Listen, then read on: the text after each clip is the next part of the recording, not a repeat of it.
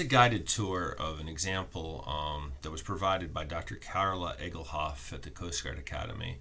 It was probably, wasn't even, no, it wasn't 10 years ago. But anyway, yeah, it might have been 10 years ago where I audited her class, or I was her like assistant in teaching machine design. This is a problem that she brought, and it was documenting, or at least purported to document, the Virginia Tech's SAE car. It had a 29 tooth 9 precision gear with a pitch of 12, dimensional pitch of 12.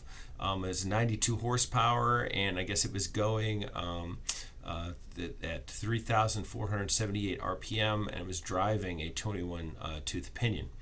And the gear had a face width of 0.625 inches and a pressure angle of 20. And the pinion surface was hardened, SAE 8640, with a Brunel hardness of 400, and made out of Viscount 44 steel with 200 KSI ultimate strength. The life of the gear was anticipated to be 1 million cycles. And we wanted to find the factor of safety in tooth bending and surface durability for 99% reliability.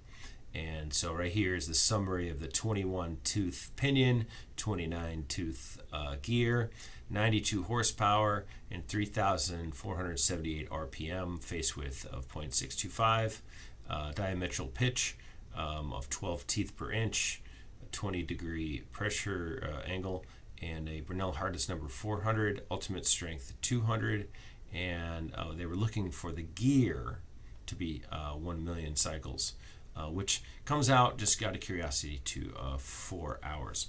So I've animated, I had written this out longhand for some reason, I don't remember why, as equation. So I'm going to read it to you. So the one we want to start out is with the bending stress, right? So we're starting off with this equation right here. Hopefully that'll focus a little better. So this equation, so we want to try to populate it. So I believe that I will go to that at one at a time here. So one of the first things that we want to do, that we'll see right here at the top of the page, is figure out what the teeth size are. They only show for the Pinion, but we also want it for the gear. All right, so we have 1.75 inches by dividing the number of teeth by the pitch. So we get it for both Pinion and gear. We find what the pitch line velocity. Now, this time we were given the gear RPM, so we want to use the gear diameter, right? So we always want to make sure that we're using, it's going to have the same pitch line velocity for both the Pinion and the gear, but we were given the RPM for the gear, so slightly different than we might get. And what we can use here and find out what that transmitted force is going to be. And once again, noting that we are just simply going down this page right now, right? So that's kind of an important thing to note. So we get 1,380 pounds. Based on the nature of this application, we're going to have a very conservative, we're going to pick out the 2.25 for moderate and heavy shock right here. So this is a design decision, or a decision that we made, and we pulled it off from this table, right? We said moderate shock for the power source. I guess it's not the engine's pretty rough, and the service is pretty bad. But this right here is, we might want to come back and revisit this number, because this is a decision that we're making and isn't necessarily going to be, when we get, the outcome, we want to reflect back on how we got there. So we made a decision at this point that could affect the results. We also need to assume a quality for for the gear right in here, and that's also somewhat of an arbitrary decision given what we're given in this. We say that we want to use a quality of 8, and we also say this on page 748. It's actually on page 764 in the 11th edition right here. So here we want a quality of 8, and I guess we just pick the one in the middle maybe. That's my thought process on why that decision was made. So now you can use an equation, and there is an equation available for this right here, where we start off with, we find this B value, And this equation, by the way, comes from right here, right? So we're taking that Q and we're finding a B, and then we're going to take that B and put it back into A, and then we're going to take A along with V and put it back into here. And you can even see that this and the B also gets raised, right? So this also gets raised right in there. So that's where that comes from, right there in equations 1427 and 1428. Just be aware. So here you go. We hear that A, and then we find a KV right there and raising all those values and putting them in there. And now we want to find, we treat KS as equal to 1, right? So that as we were coming through to the thing, that size factor, you'll recall from here in the size factor, we go through, we have an equation here, but it says we can use 1. You may set it equal to 1. And remember, this is where that Marin factor, that lowercase kb, that's what we used over in chapter 6. That's what we are essentially doing for the size factor. Remember, that was a size factor. But they say we can set it equal to 1, so let's set it equal to 1. We have a km right here. Now, that is the load distribution factor, and that can be quite the ordeal. Trying to get this km. You remember that we have this long string of equations right here, and that we have to go through to this page right here and start picking off what each of these factors are going to be. And even this one's probably the most annoying one, because we have to take off this A, B, and C. And all the way along here, we have to make decisions about how it applies to our situation.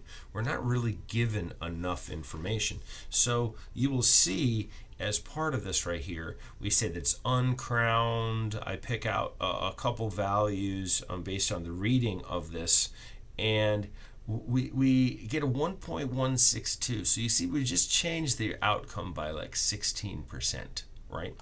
So we're going to see, when we go back to try to reflect on what our results are, that's a good thing to take a look back at.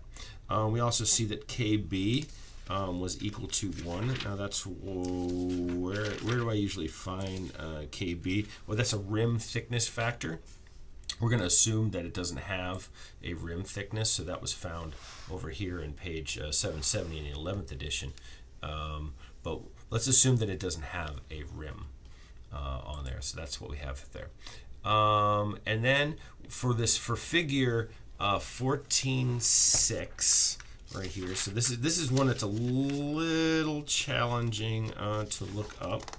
But this is like the form factor right here. So you have to look very carefully on here. So for the pinion, I get 0.33, and for the gear, I get 0.636. Now remember, we have 21 teeth for the pinion and 29 teeth for the gear. So we come to this right here, and we need to look at this very carefully, and so it helps to help with the rumor. This is the number of teeth for which the geometry desired is factored. So it's for the pinion, we want 21, so it's going to be right up in here, right? And then we have the number that it's mating with, and we are told it was 29. So we only have 25 and 35, so we might want to take a look at this and kind of estimate, maybe it's almost halfway in between 25 and 35. So if you go up to the 21 and up to and notice that it's the second and third lines from the bottom, so that might be help right in there. We get right in there, so you can kind of see there's 0.31, 0.32, 0.33. That looks about right, 0.33. So that's where we got it for here, right, at 0.33.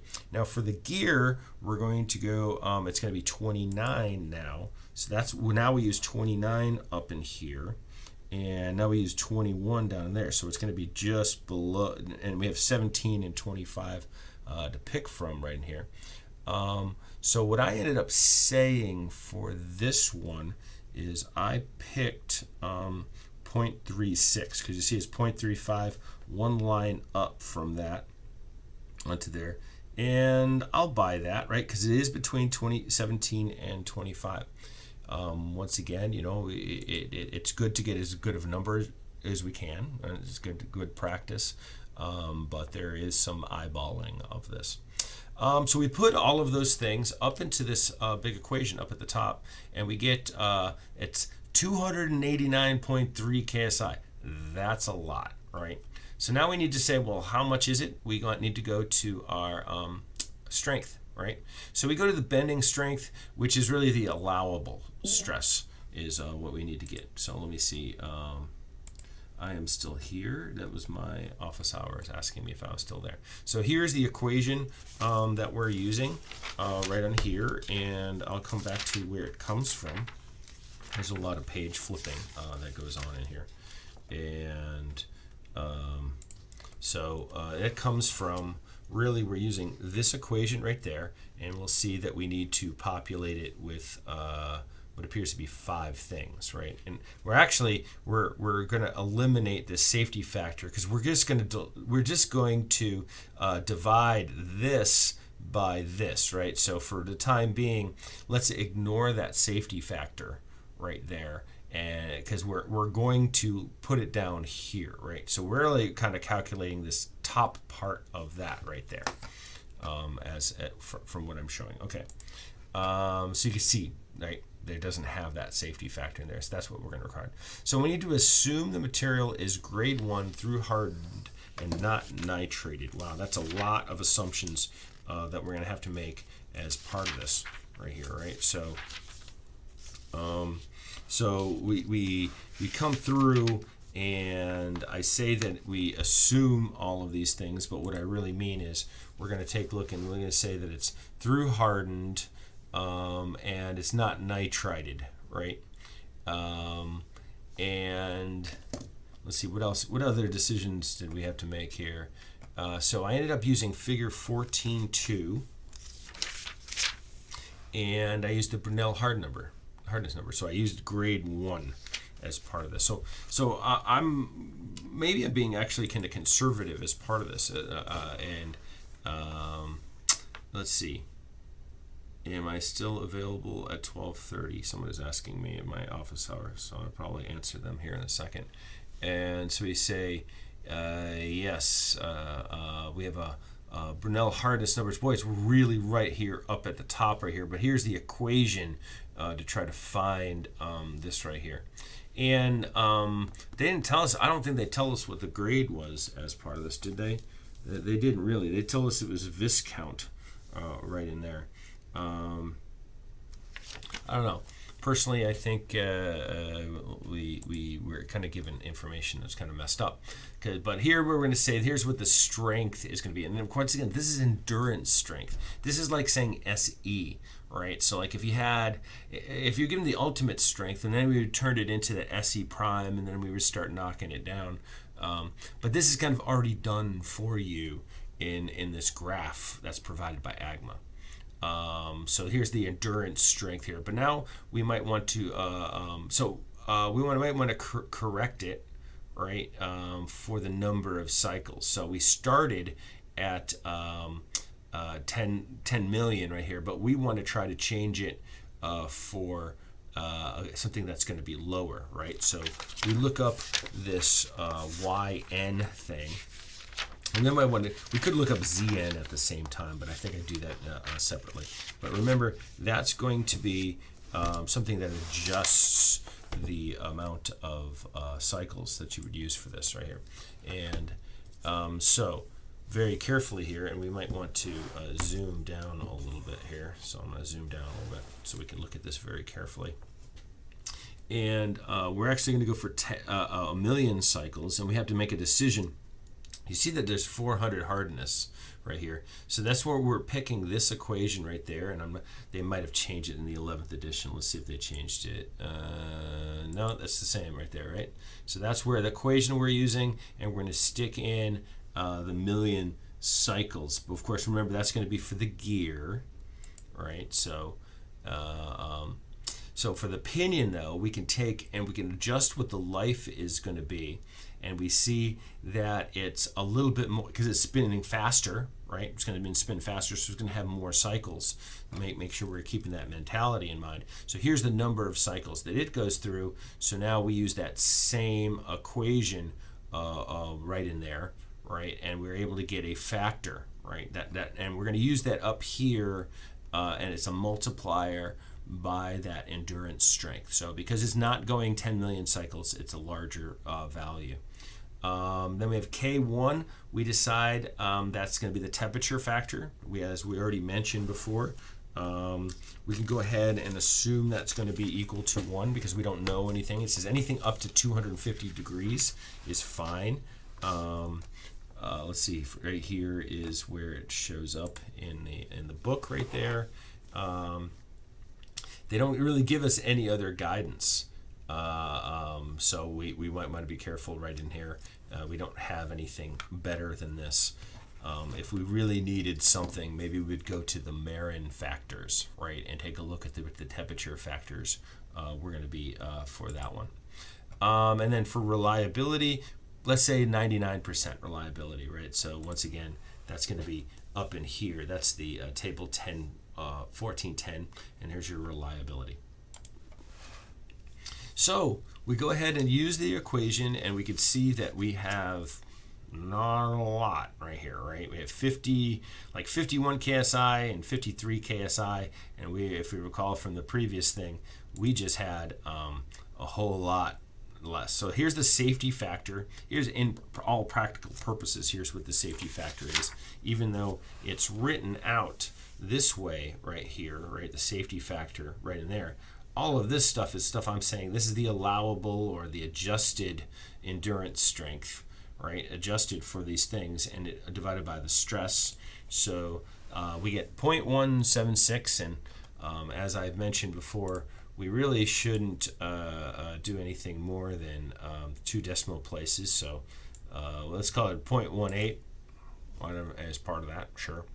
Now let's do the contact stress. Okay, so here's the contact stress equation that we're going to use, and it comes from this table 14.8 right here. Right, so we've already done this part of it right there, so we're fine. We're going to come down and onto here and start trying to populate these things. We'll see where each of them come from. So first off, we're going to use, these are both steel. So we have steel and steel. So we go to this table right here, table 14.8. And I think I pointed it out before. Here's table 14.8. And we say steel and steel 2300. Okay. We say CF. CF is, as I recall, is going to be a surface condition factor. Surface condition factor, we end up with right here. We took a look at this thing right here, and I think we say that we're going to be equal to 1 right here for the thing. It's used only in the pitting resistance equation, and it depends on all of these. So we pretty much say that it's going to be equal to 1. I don't know why it doesn't say that exactly right here. I think we have to see in an example that they just said it equal to 1, but it doesn't come out explicitly and say that. Now we have the surface strength geometry factor, and we note that the for spur gears Mn is equal to 1. We also know that we have this Mg that we need to use. So that's the gear ratio right here. So 29 to 23. So that shows up.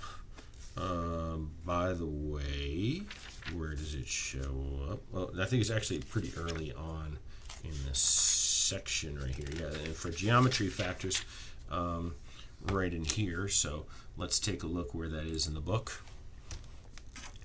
That's this guy, right here. There, right? And so it's external gears, and here's the equation right in there. And let's see, does it say somewhere in here? It says so that says that Mn is going to be equal to 1. You have to refine that carefully right in here. We know that Mg is, that's where we find this Mg right in here, and I'm trying to find where it says Mn is equal to 1. Right. Sometimes you have to dig for these. Don't see it. Looking around. Oh, there you go. Mn is equal to 1. First per gears. So it's helical gears where it's going to be something, and then you would look it up for there. All right. So we get what I is going to be. And that's we're going to use the same I for for the thing. All right. So here we've found the pinion and the gear. All right. So all these things are the same for both the pinion and the gear, and we make sure that we're careful that we use the pinion diameter, right, in here, and that comes back to this guy right in here, because if you read through where this comes from, this is really taking that 1 plus R1 over and plus 1 plus 1 over R1 plus 1 over R2 right here, and they're reducing it by that by using this gear ratio right here, right? So the pinion, even we're using the diameter of the pinion right into this thing and turning it into that other equation. So that's why that we have this I right here. That's that's its origin. So we don't need to do. It's not different for the gear and the pinion. Yep. So that's why we use the diameter of the pinion for both. And now that we have, that's the stress, right? So I didn't even read what that number was. 508 KSI. A lot. So let's see what the strength is. We're going to find. Let's see. We're going to call it the allowable right here. So we need SC, and then once again we assume that it's grade 1 through hardened and not nitrated. That's the same thing that we just made the assumption before in the other one. And so in that case, we're going to use a figure 14.5. And once again, we're using the Brinell hardness number. So that shows up right here in 14.5. And the equation, I think we're using this equation right here. So 322, the hardness number plus there. So we're really getting right here to the end of the curve where we're going to find the thing. So let's see if we what we got. Yeah. So this is the equation that we used. And then we also are going to adjust for that number of cycles thing. So that shows up, that's like near the end of the section. So we're going to use this equation, which comes from right here, right? I believe this is the equation that we're using as part of this. It's not. This is nitrated. So this is So actually, it's this equation because we're going to be over to the left of this, right? Where we remember our cycles. We already found those. We're going to be something less than there. So I think we're going to use the 2.46. Let's see if we did that. Use there. Yep. That's the equation. And so here are the number of cycles. Remember, it was a million for the gear, right? So it's going to be some more cycles for the pinion. And then with the KT1 and KT is equal to 1 and KR is equal to 1, that's the temperature reliability. We're totally okay with that.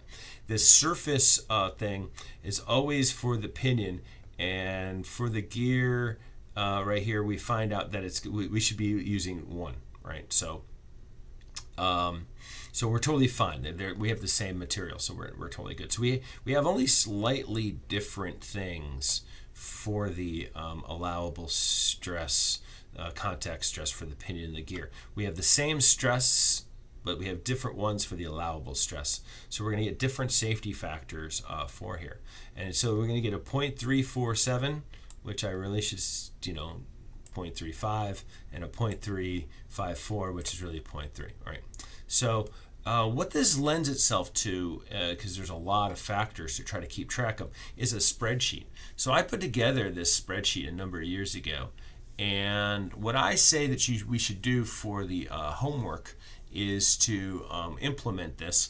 I think I'm going to, I'll demonstrate it quickly here, and then I think I have another video where I show us doing the example out of the book example 14.4 and making a spreadsheet out of that. And what I suggest that you do for the homework 5 is you create the spreadsheet and then you try to get the same numbers as me, right? So what I have as my code right here is yellows are given. See, I'll move me over to the side here. Yellows are given. Calculated blocks are blue, right? So that you have to put a formula in. The orange are things that you need to look up. And then I called one guessed, and I'll show you what I mean by guessed here instead, right? So this is the usefulness of this spreadsheet, and hopefully you'll be able to find that you agree that it is useful. In my 25-minute video here, it's all gone on pretty long. So okay, so we're gonna march through this together and look through some of these values, and then try. As you can see down at the bottom, I got safety factors. I think I got them slightly different than what of the values I might have used. Let's see, did I update any of those things? I think I might actually in there have written down the wrong numbers in my thing, so I think I might want to fix those. I think I have them upside down. Yeah. But anyway, did I see anything wrong as part of this? No, I think I'm okay. All right. So I might do this in class instead of just writing out this by longhand, even though I know it's very passive. It's better to have things written out. I don't know. So anyway, let me see. Let me look this up. I have the spreadsheet right here. I want to, do I want to discard all these annotations? Yes, I do. Oh, one last thing as part of this. Let's see. By the way, did I do this? Yeah, I said, yeah, we're just going to, I would tell people when doing this, we're going to eliminate this little block right here because I think it's unnecessary. I put these things together, put 2 gears with the right number of teeth in SolidWorks simulation and applied the torque that we would have and found the stresses. And, that's like 42%, but once again, I don't have the overload factor in there. So that's a maybe this is actually a better comparison if I got rid of the overload factor in my stress.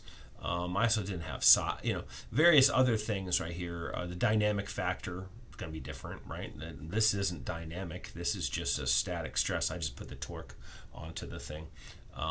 But it's interesting to see where the stresses take place right there.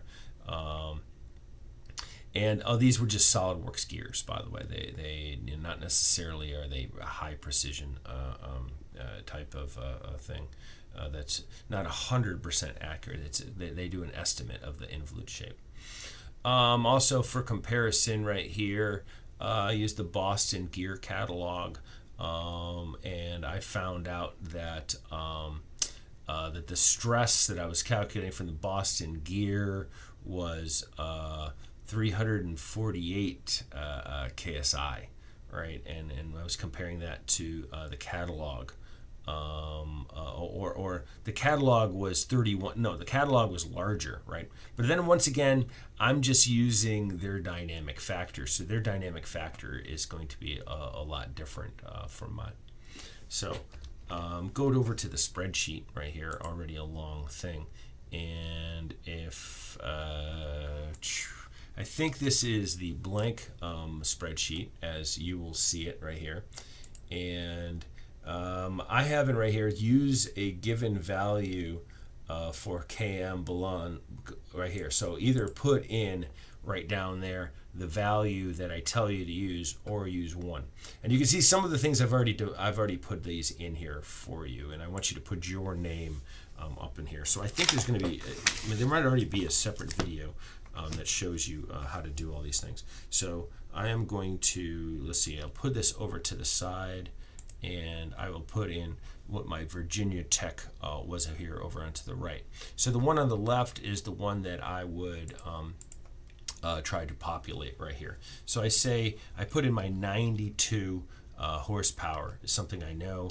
I know it's 20 I know I'm going to go pinion teeth over on the left, even though that we did do even though the gear is driving. We have a diametral pitch of 12, a face pit width of 0.265, and we have 29 gear teeth. I write down, these are just input right here to say what they are. You don't have to, it's not going to be calculated obviously, but this is a documentation document, right? And I think these are both the same, so I'll just copy and paste it over there. The hardness was 400 right here. I have the number. Okay, so sometimes for some, be careful here. Most of the time we know the number of cycles of the pinion, and we find the number of cycles of the gear. So I'm going to go input this in here as 1.38 E6 right there. Boom. And you can see that I got close to 1 million. Right, so I don't want to change my spreadsheet. You can see I changed it over on the right hand side, but that was because I had the special condition that this was an input right here. I'll just make this one an input now. And so here we start to go through and look these things up right here. I might have moved some things from previous editions. Yeah, I included this Lewis form factor. It's not needed. You don't have to put these in here for this. And also notice the arrangement of this. Up here in the top is the pinion. Over here is the gear. I didn't put in the RPM. I forgot to put the RPM. So now, once again, I have it a little different over here. This was the input here. So here's where the actual RPM is going to be of the pinion. Let me put that over into this as a 4803 right there. Boom, right? And that shows me that I get the gear pinion. But once again, it's usually the pinion that's driving it, so that's why I have my spreadsheet set up normally this way. Let's see, my size factor is 1. I looked this up. Remember, I looked this up and it was 0.33. My size factor over here is 1. I looked this up and it was 0.36. We just saw us doing that. I got to be careful that I'm using the correct equation right here. I think I'm using the wrong one in this particular thing. So remember, that's why we have it as blue, right? This is something where we have to look up the equation and calculate. So don't just accept the default when going through these things. You want to make sure that you're looking them up correctly.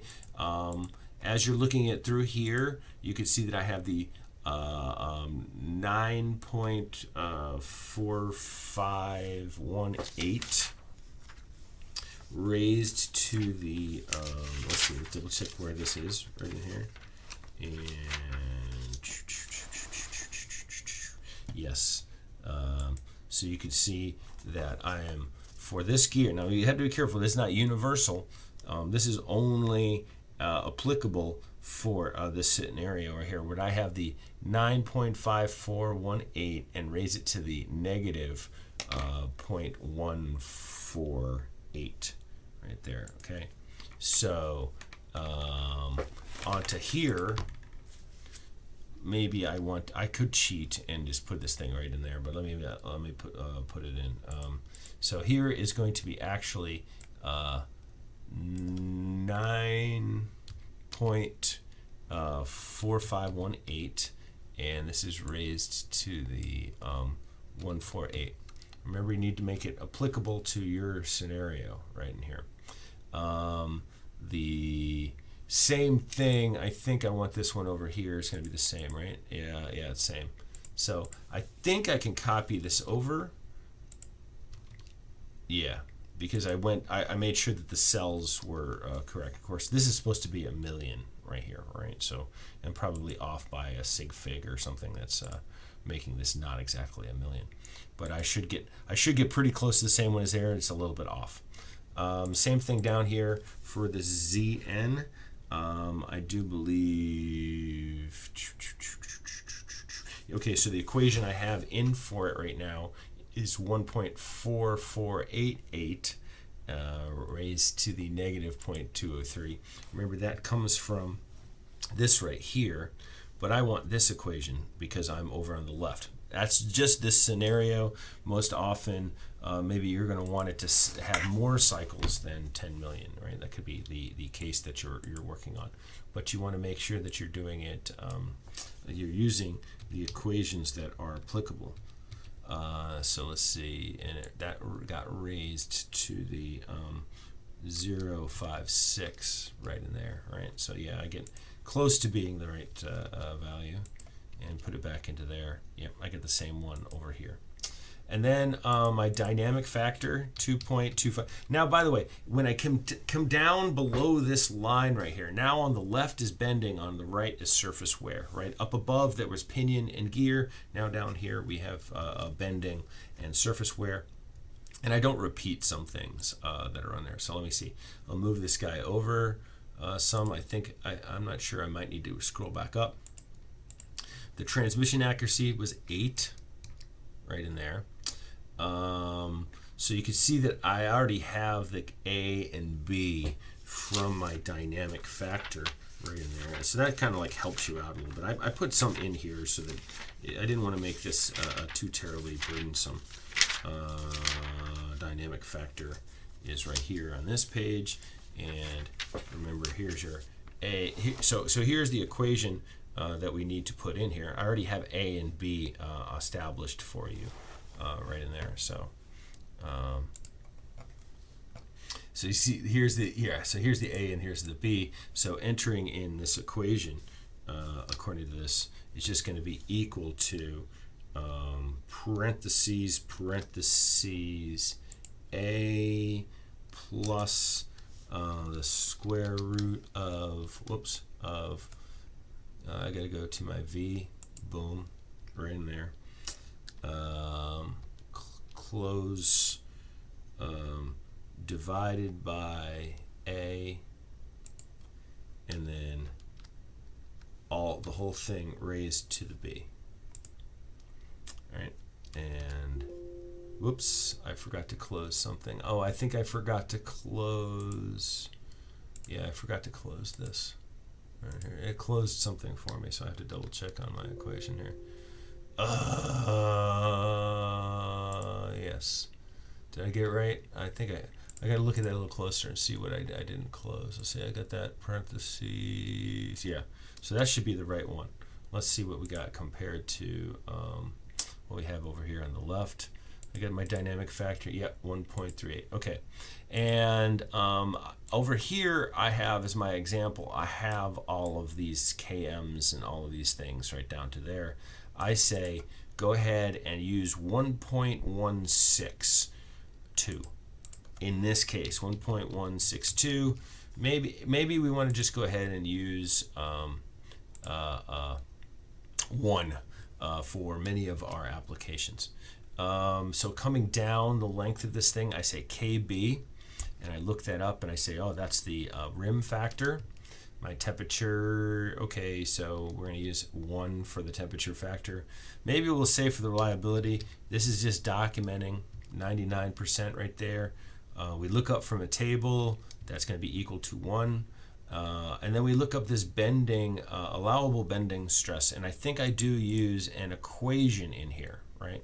So I go ahead and make this an equation that's based on either this table right in there, and of course the page numbers are going to be different now, so maybe I need to just remove the page numbers for a while until we establish on one particular book.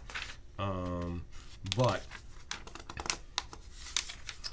with this right here, we use this equation right in here.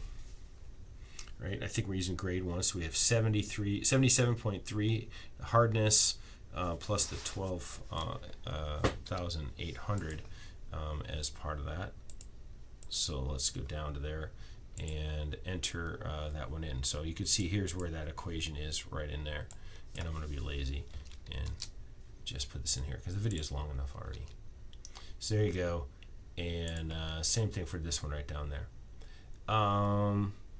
And I think, okay, so here is what my safety factors are predicting to be, right? So I have slight variations because of the number of sig figs that I used, but I have that set up. So that was the bending. So now I'll come over here to this column and I do the surface wear. This is an entered thing. That's 2300. We remember that. We know that the CF was 1, MN was 1. Now, right in here, I got to see why this is divided by 0. Oh, we needed to put in what the hardness was right in there, right? And we could look up that A prime, but it's not even really necessary because they're the same material, so we get a 1. And then we also look up this from the figure 14.5 right in there, and we're going to use the 322 by Bernal hardness number. So we come in here and go, well, it's already over here, right? No, I'm going to calculate. I'm going to grab that. Okay. So here is me entering that in, and I get the same thing. And now you can see I get the 0.35 and the 0.35. So that was using the spreadsheet. What the brilliance of the spreadsheet, or what the nice thing of the spreadsheet is, like, how much horsepower can this thing withstand? Okay, what we're going to do is go to data, what if, and then goal seek. And goal seek is a beautiful thing to use. So we want to set, let's say, set that to equal to 1. By changing that, right? So we're going to change the horsepower until we're able to get that equal to 1, right? So this thing was capable of handling 16 horsepower, right? And it would give you a safety factor equal to 1, right? So that's what we're predicting as what would happen under these conditions, under these decisions. But remember also that we decided to put in a dynamic factor of 2. So let's just check out and see what we would have. What would our safety factor be? Well, we had 2.25. Obviously, we had 2.25 right here. So let's see. Let's do the what if again in the goal seek and set this cell equal to 1 by changing the power. So how much power would we be able to withstand? 36.5, right? We can get rid of some of those sig figs in there. Yeah, 36.5 horsepower is what we'd be able to have. So there you go. This is a long video, but it explains pretty much the big ideas that we have to work with in the AGMA system, and a means by creating a tool. I think there's another video, maybe there's another video already of me doing example 14.4 out of the book, which walks through another AGMA example. So thank you.